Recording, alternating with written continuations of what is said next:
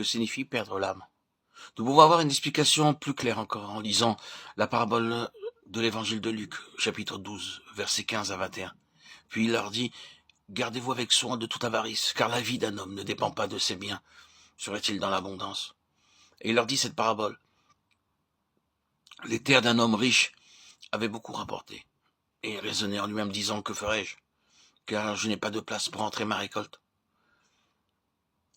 Voici, dit-il, ce que je ferai. J'abattrai mes greniers, j'en bâtirai de plus grands. J'y amasserai toute ma récolte et tous mes biens. Et je dirai à mon âme, tu as beaucoup de biens en réserve pour plusieurs années. Repose-toi, mange, bois, et réjouis-toi.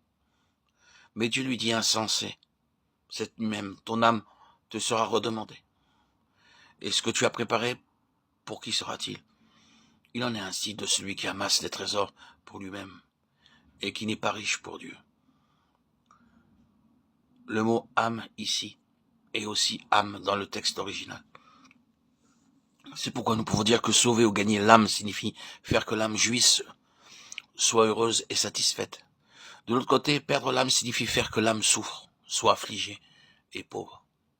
Cet homme riche, à cause de l'abondance de sa récolte et de ses biens, a donné à son âme jouissance, plaisir et satisfaction dans cet âge. Il a déjà sauvé son âme maintenant. Ainsi, sauver l'âme, c'est la rendre heureuse dans cet âge. Ce que nos yeux voient, nos oreilles entendent, et nos mains et nos pieds touchent, se fait par le moyen de notre corps. Mais ce qui, là-dedans, est conscient des plaisirs, c'est l'âme. L'âme est le siège de nos désirs naturels. Elle nous permet de sentir et de jouir.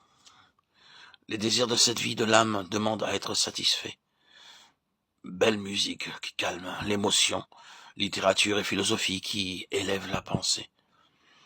Cependant, si les gens cherchent dans ces choses-là satisfaction ultime dans cet âge, ils perdront la satisfaction dans l'âge à venir. Si maintenant nous avons déjà reçu consolation dans ces choses, nous perdrons la gloire du royaume dans le futur.